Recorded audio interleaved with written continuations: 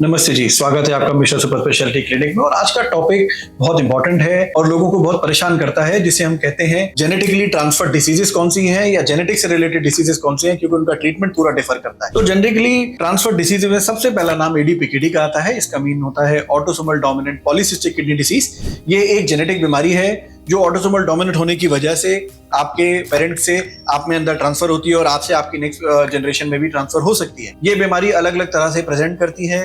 इसकी genetic features अलग अलग तरह की म्यूटेशन की वजह से इसकी सीवियरिटी भी अलग अलग पेशेंट्स में देखने को मिलती है। तो ये बीमारी क्या है? इसमें आपकी किडनी में सिस्ट डेवलप हो जाते हैं जो धीरे धीरे उम्र के साथ इनकी साइज बढ़ती है और वो बच्ची किडनी के ऊपर प्रेशर डालते हैं, जिसकी वजह से किडनी डैमेज होती है, ब्लड प्रेशर बन जाता है, स्टोन बनने की प्रवृत्ति बन जाती है, पेशाब में ब्लड बनने की भी आने की संभावना रहती है और लंबे समय में ये किडनी को डैमेज कर सकता है। आमतौर पर 5th, 6th या 4th डिकेड तक जाते जाते ही किडनी डैमेज होती है। उससे पहले आमतौर पर इसमें डैमेज नहीं देखने को मिलता। इसमें यदि टाइमली इसको डायग्नोज किया जाए तो इससे रिलेटेड बॉडी में और भी कई साइड इफेक्ट्स होते हैं, उनको भी कंट्रोल किया जा सकता है। और यदि आप इसमें कुछ चुनिंदा ड्रग्स होते हैं जैसे टोलवाप्टान, उनका टाइमली यूज किया जाए तो उसकी डिसीज प्रोग्रेशन को भी स्लो किया जा सकता है।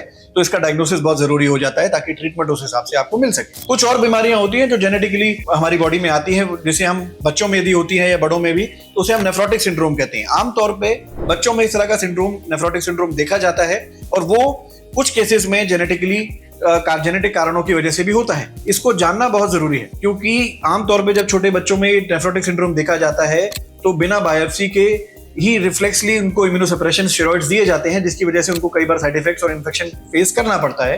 तो यदि आप किसी बच्चे में सस्पेक्ट कर रहे हैं कि जेनेटिक कारण हो सकता है, वो स्टेरॉइड्स को रिस्पॉन्ड नहीं कर रहा है या फैमिली हिस्ट्री है या कोई और जेनेटिक सिंड्रोम उसके साथ एसोसिएटेड है, तो जेनेटिक स्टडीज जरूर कराएं। थोड़ा कॉस्ट इसमें इन्वॉल्व होता है कि जेनेटिक स्टडीज इतनी आमतौर पे अवेलेबल नहीं होती, उनके रिजल्ट आने में भी टाइम लगता है, बट ये करना बहुत जरूरी है। क्योंकि यदि ऐसा सस्पिशन है और ये पॉजिटिव निकल के आता है तो उन बच्चों में इम्यूनोसप्रेशन, स्टेरॉइड्स या और किसी दवा की जरूरत नहीं होती।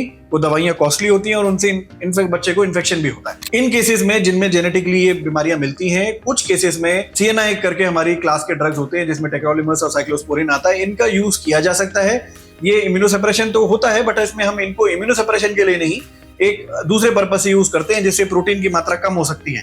बट कोई भी दवा बिना डॉक्टरी सलाह के, बिना नेफ्रोलॉजिस्ट से मिले इसमें शुरू नहीं करना है और अपने डॉक्टर से सलाह जरूर लें। यदि आपका बच्चा नेफ्रोटिक सिंड्रोम से ग्रसित है या आपकी फैमिली में कोई, आपके फ्रेंड सर्कल में कोई नेफ्रोटिक सिंड्रोम से है, तो अपने डॉक्टर से जरूर डिस्कस करें कि जेनेटिक स्टडीज का क्या रोल है और उनका क्या फायदा है, और उसके हिसाब से इम्यूनोसप्रेशन को आगे प्लान किया जा सकता है। इसी तरह से हमारे स्टोन्स की जो डिसीजेज होती हैं, उनमें भी बहुत सारी डिसीजेज जेनेटिकली ससेप्टेबल होती हैं। उनकी डायग्नोसिस यदि टाइम से मिलती है तो जेनेटिक्स को उसको इंटरवीन करके उसमें काफी इंप्रूवमेंट लेके आया जा सकता है। इस तरह से कई सारी और बीमारियों में जेनेटिक्स की रोल होती है। तो अपने डॉक्टर से यदि आप किडनी बीमारी से ग्रसित हैं तो डिस्कस जरूर कीजिए और इसका निदान लीजिए।